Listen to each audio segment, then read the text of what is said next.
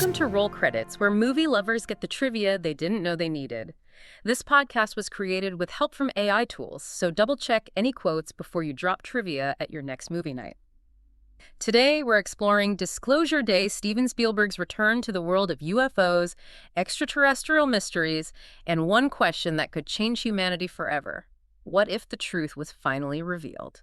Yeah, it's really the ultimate what if, isn't it? Exactly. I mean, imagine a modern tech monopoly, but instead of them hoarding some, social media algorithm, they have an algorithm that could literally control human minds. Right. Now, imagine if they'd been hiding that kind of world-breaking power since 1947, and the origin wasn't some lab in Silicon Valley, but somewhere out on the stars. It's a terrifying thought. It really is. So to figure out how Spielberg pulled off this massive cinematic secret, we've come through a ton of sources today. Oh yeah, we have a lot to cover. We do. We've got reviews from Screen Daily and The Guardian, interviews from Den of Geek, a Today Show transcript, and even these really granular deep dive production notes from Definition magazine. We're basically giving you a spoiler light backstage pass to uncover how this magic actually got onto the screen. And, the stakes for this deep dive are incredibly high because, well, this isn't just another summer popcorn flick. No, definitely not. This is Steven Spielberg's 37th feature film, released in the year he turns 80, which is wild to think about. Seriously, wild. But more importantly, it really serves as the capstone to a nearly 50-year thematic journey for him. Right, going all the way back to the 70s. Exactly. He's been exploring our relationship with the cosmos since Close Encounters of the Third Kind back in 1977. So this new film, it really feels like the culmination of everything he's been trying to say about humanity and the unknown over the last half-century. Okay, let's unpack this premise a bit, because Disclosure Day feels, significantly darker and more urgent than his previous Alien movies. Oh, absolutely. We're set against this backdrop of a looming World War III. And we followed this cybersecurity expert named Daniel Kellner. He's played by Josh O'Connor. Who is fantastic in this, by the way. So good. And he steals this highly classified data from a shadowy government-adjacent organization called the Wardex Corporation. And the data he steals is basically the ultimate smoking gun. The holy grail of conspiracy theories. Right. It proves that humans have actively been exploiting alien technology and the extraterrestrial beings themselves ever since the Roswell incident. Yeah, and the narrative really kicks into gear when he teams up with Margaret Fairchild. She's played by Emily Blunt, and she's just a local Kansas City meteorologist. Right, just a totally normal person caught up in this. Exactly. But out of nowhere, she develops this terrifying ability to speak alien languages and read minds. Which introduces such a fascinating moral dilemma. Because you look at Colin Firth's character, Noah Scanlon, who runs Wardex. My instinct as a viewer is to hate the guy hiding the truth, But if we think about my earlier analogy, like a corporation holding an algorithm that could literally control minds or end wars, I have to push back here a little. Okay, let's hear it. Well, isn't Scanlon logically justified in hiding this from a deeply divided world? I mean, dropping that kind of civilization-altering power into a fractured pre-World War III society, that just seems like a recipe for absolute disaster. That raises a really important question, and it's exactly the gray area the film meticulously plays in. Yeah. Because Scanlon isn't your traditional mustache-twirling sci-fi villain. He's not just evil for the sake of it. Right. He genuinely believes he is the dam holding back a flood of catastrophic global unrest. He thinks that revealing this truth would completely shatter established order, religion, just the very fabric of society. Which is a valid fear. It is. And the film forces you to weigh his desire for stability against Daniel Kellner's belief that the truth belongs to everyone, regardless of the consequences. It's an incredibly heavy philosophical burden for a movie to carry. It is. And it's intentionally designed to be the final act of what Spielberg now views as an unofficial trilogy. Oh, I like that way of looking at it. Yeah, if you look at his filmography, Close Encounters was the story of first contact. That initial awe-inspiring, very localized meeting at Devil's Tower. Right. Then E.T. was the highly insulated, deeply personal, suburban story of connection. Yeah, very intimate. But Disclosure Day is the global revelation. It's the moment the curtain is forcefully ripped back for the entire world to see. And it's so fascinating how Spielberg mines the current zeitgeist to build that tension. Like, regardless of where anyone stands on the actual 2023 David Grush congressional hearings or that bombshell 2017 New York Times article about the Pentagon's UAP program. Right, the real-world stuff. Yeah, Spielberg saw that modern atmosphere of bipartisan whistleblowers and government paranoia, and he realized it was the perfect dramatic engine for a thriller. He uses that cultural air of suspicion to really ground the fiction. Precisely. The film channels that collective anxiety we all kind of feel right now, but Yeah. taking that massive philosophical conflict and translating it into a functioning screenplay, um, that is a monumental task. Oh, I can't even imagine. Spielberg actually started the process by writing a 50 to 60-page, highly detailed treatment himself. Wow, 60 pages just for a treatment. Yeah, which he then handed over to his longtime collaborator, screenwriter David Koepp. Okay, I saw in one of the interviews that Cupp ended up writing 42 drafts of the screenplay over the course of a year. 42, yes. That just seems excessive. I mean, what could possibly require 42 completely different passes at a script? What was fundamentally broken that they had to keep fixing? Well, what's fascinating here is the actual mechanics of building a thriller. When you're writing a conspiracy movie, the entire engine runs on calibrating the exact flow of information. Okay, that makes sense. Because if you reveal the alien presence too early, the tension vanishes and it just becomes a standard action movie. Right. But if you withhold it too long, it becomes a dry political procedural. So those 42 drafts, they were about surgically adjusting the pacing. Just tiny little tweaks. Exactly. Cope mentioned he was waking up in different time zones to 30 or 35 text messages a day from Spielberg. You're kidding. No, Spielberg was obsessively rereading the script and adjusting the tension dial day by day. That sounds like an absolute nightmare for a writer. How do you even survive a collaboration that intense? Well, you have to remember they have a legendary shorthand. This is their 5th film together. Oh, right. They go way back. Way back. In fact, their relationship is so incredibly solid that Cope actually wrote himself into their second movie together, The Lost World, Jurassic Park, specifically just to be eaten by a T-Rex. Wait, really? Yes. If you look at the credits for that film, David Cope is officially listed as the unlucky bastard. Okay, that is amazing. I had no idea he was the guy getting eaten in San Diego. It's a great bit of trivia. But for Disclosure Day, their shared goal was entirely different. They wanted to tackle the cultural memory of UFOs head-on. What do you mean by that? Well, Coop noted that usually modern sci-fi tries to subvert your expectations by saying, everything you thought you knew about aliens was wrong. Right, like trying to be super original with the creature designs. Exactly. But they wanted to do the exact opposite. They decided to validate the lore. They wanted to say, look, everything you thought you knew, the gray skin, the big heads, the Roswell crash, it was all entirely accurate. Which is such a refreshing take. It's almost bolder to say the cliches were true all along because, well, they were real leaks of information. Right. But mechanically, the movie doesn't feel like a standard sci-fi epic. Not at all. And that's why it's so important that this is an original story, which is rare enough in today's franchise-heavy landscape. Yeah, definitely. Think of Spielberg's original concepts like Poltergeist or AI. Exactly. Structurally, Kup didn't write an alien invasion film. He wrote a gritty 1970s truth-to-power whistleblower story. Like 3 Days of the Condor? Yes. Yeah. Or Spielberg's own The Post.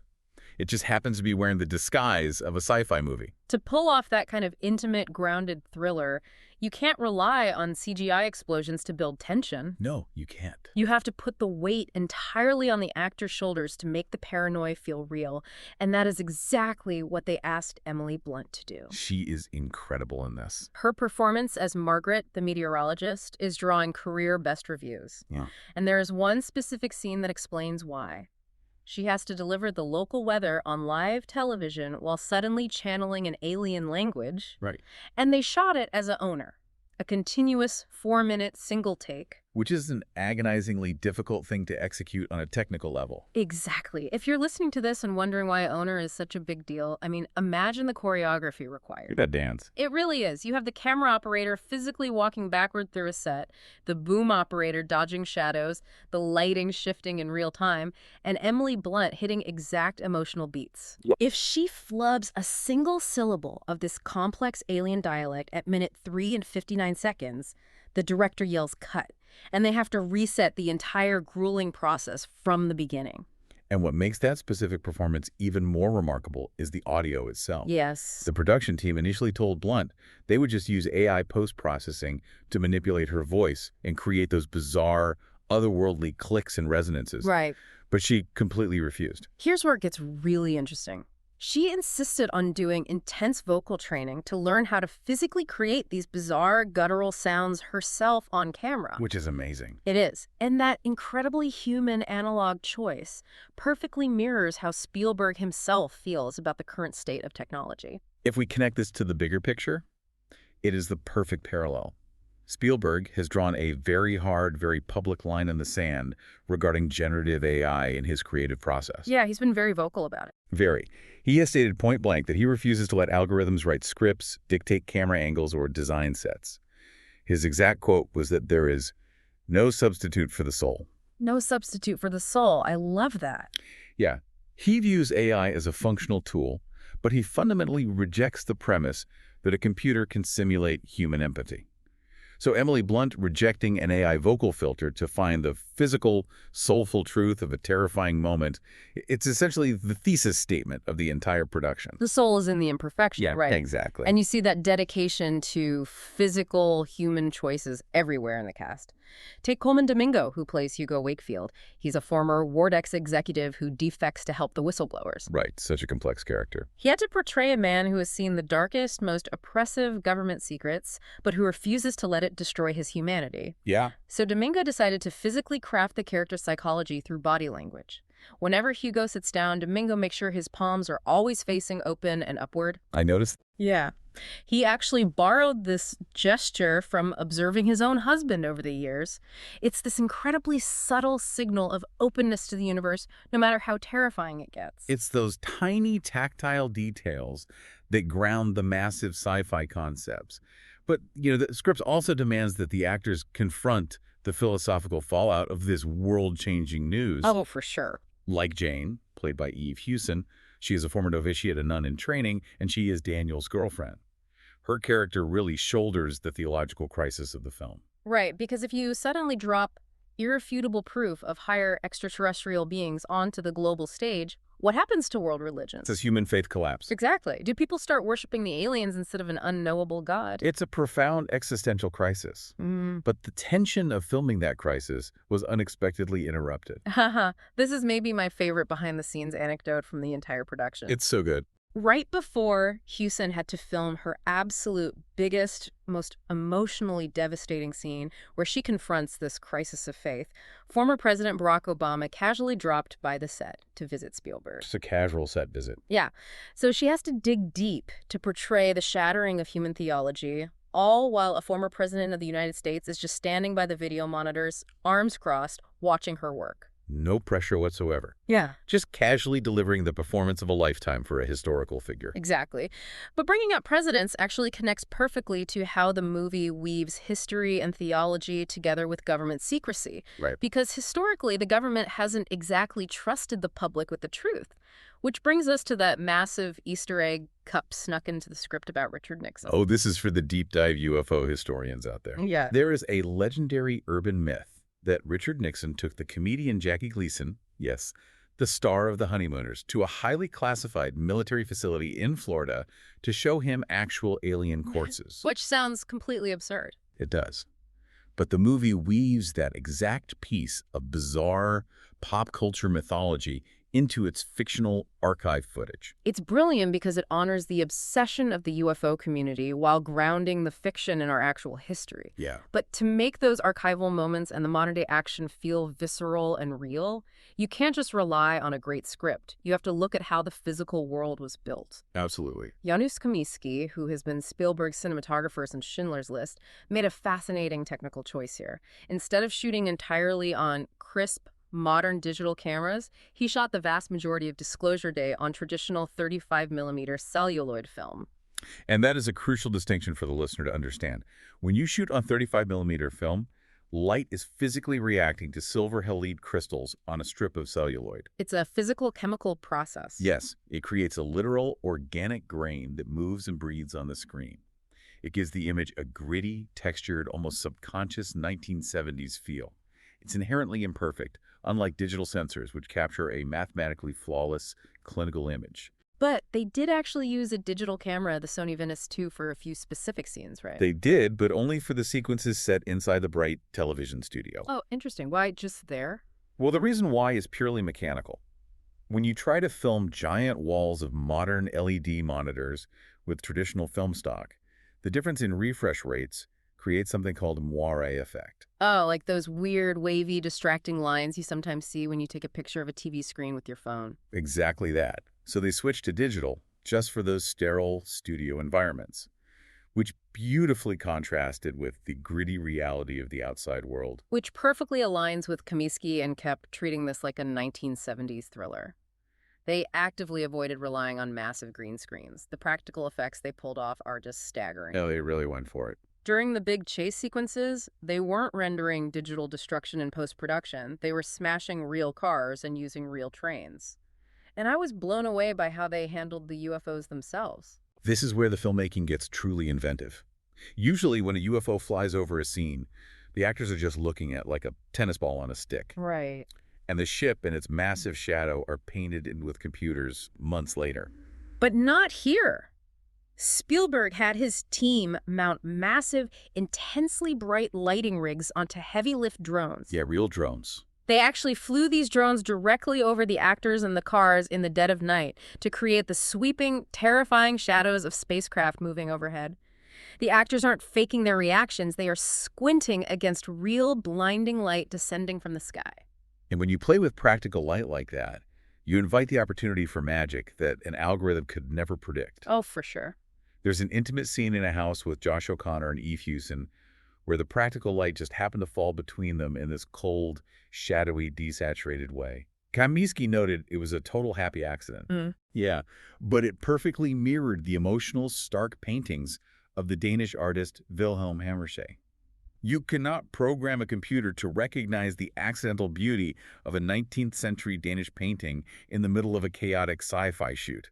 It requires a human eye to see it and capture it. And it requires a human ear to know when to pull back and let the silence speak, which means we absolutely have to talk about the music. Oh, we have to. John Williams returned to score this film, which is just staggering. This is his 30th feature collaboration with Spielberg, and he composed it at the age of 94. Which is an historic achievement in and of itself. But what makes this score brilliant is how Williams completely subverted our expectations of what a Spielberg alien movie should sound like. Right, because if you're a fan, you are expecting the bombastic soaring horns of E.T. or the triumphant heroic marches of Indiana Jones, but Williams went in the exact opposite direction. He did. He created a highly restrained, minimalist, and deeply melancholic score. If you look at the soundtrack album, even the track titles are written entirely in lowercase letters, ending in ellipses like Listen and Celestial. I love that. Instead of the loud, triumphant brass of an action hero charging into battle, Williams' score feels like walking through your house in the pitch dark. Yes. You're hesitant, you're feeling around the corners, you're just waiting for a sound. It's not the music of people saving the world. It's the music of ordinary people who are terrified and trying to feel their way through the dark. That is a perfect analogy.